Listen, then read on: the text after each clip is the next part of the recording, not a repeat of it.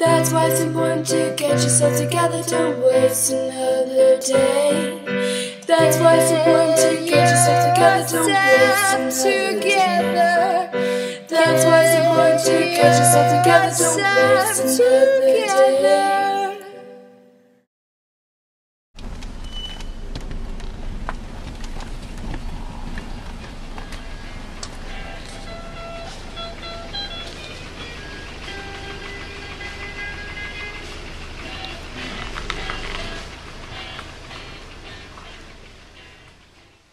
Pen is starting to give me some grief here.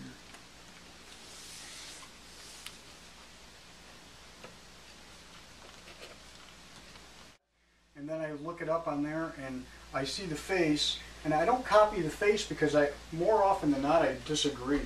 But I go, that's not how to do it. Now I know how I'm going to do it. Not like that. And I come up with my own solution. But I have to be reminded of the variety of facial expressions that I have to choose from. So yeah, this is the house. That's an Art Chantry poster. It's, you know, stretched over Barbie. It's melted over Barbie dolls and bones. Yeah. Oh, And it's a Nirvana poster, and I got it at a garage sale for like $5. And this girl's mom was cleaning out the place while she was gone, and I bought that thing in a heartbeat. And I knew that when that girl got home, she was going to kill her mother for selling that thing. And a little bit of my artwork is up there. That's a Henry Rollins poster I did a few years ago when he was doing a spoken word tour here, and he even signed it. Pat, thanks for drawing a cool piece of work, Henry Rollins.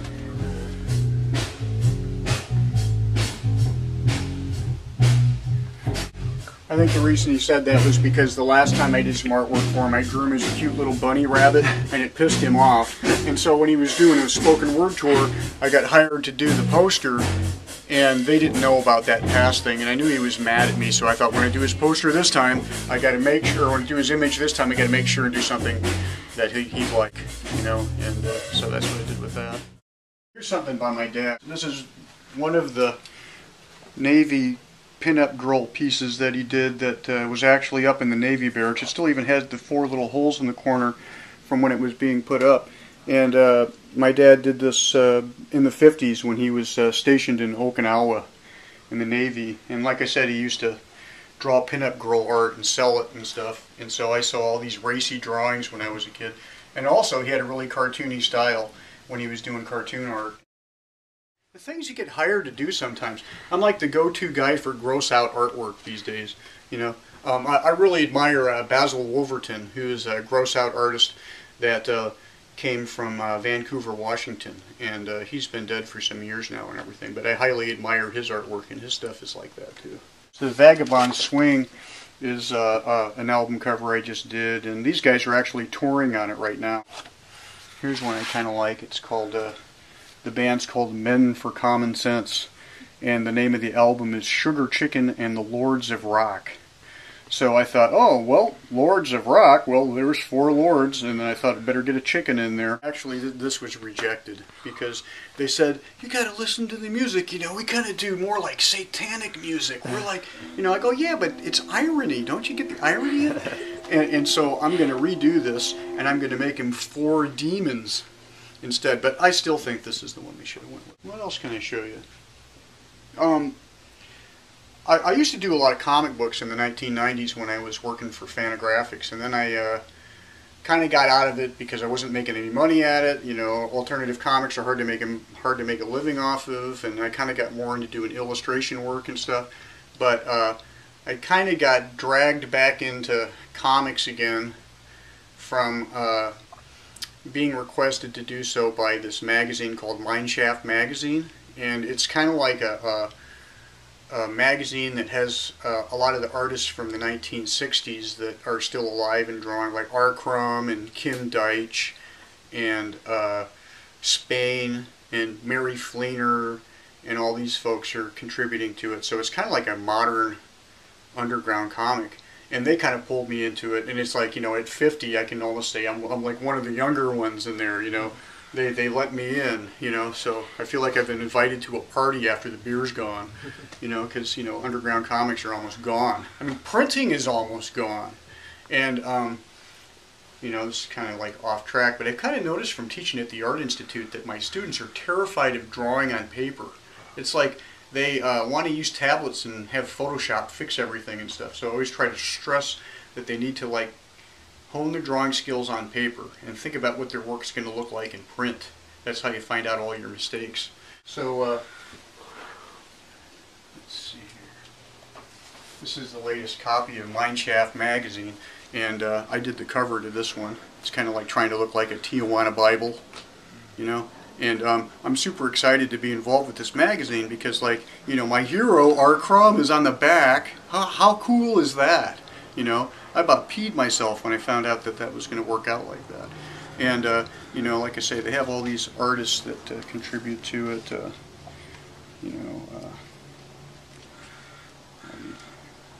Alexander Zograf, he's from the former Yugoslavia, Serbia. Christoph Mueller and David Collier again, who I was telling you about. This guy is William Crook, and he does all these landscape drawings of Illinois in this particular issue. And there's also poetry and photography and short stories and sketchbook drawings and all kinds of stuff. Yeah. And a poster by Swarte. The sun's kind of fried out the color on it, but he's another famous cartoonist. You've probably seen him in Raw and so many other things. But when I was an art director at Fantagraphics, I was able to get my hands on that poster because he sent a whole bunch of them to the office, and immediately got it into a frame. Sort of like about the process of making comics as if it were a factory, you know. I think it goes back before I can remember, because like I said, my dad was a cartoonist back in the 50s, and so I always looked up to my dad because I looked like him, and so I just copied his drawings and used to draw for me, and so I just had, you know, I blame my parents for making me think I was an artist. That's why I'm broke. You know, it's like I just had this idea that I was a cartoonist since I was a little kid. And it wasn't artist, it was cartoonist. Because like I used to watch Underdog and the Jetsons and the Flintstones, and all my earliest kid drawings are of that kind of stuff. So I think I always had it in my head that I was, you know. And I think I probably had it kind of like imposed on me as a kid too, because of my dad and my mom. They were both art students. They met in Chicago at art school. My dad knocked my mom up. I'm probably the product of two horny art students, you know, and so I've had art in my family for all that. My brother Kelly is a successful illustrator, cartoonist. He did a cover for LA Guns, and he's done work for Cheap Trick and stuff, and he's a rock drummer. My other brother is the main video producer for the University of Iowa, and so he's a visual dude. And my mom worked for Blue Cross. She just she was a graphic artist for them, and she just retired. And my sister used to draw all the time, and I copied her drawings. And my son is a musician, and it just like the tentacles of creativity just kind of come out from my family. So just kind of always thought that I was. You know, I probably thought I was before I was, you know, and I had to grow into it.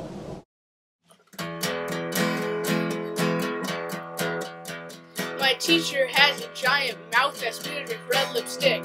It hurts to see her makeup cause she puts it on too thick.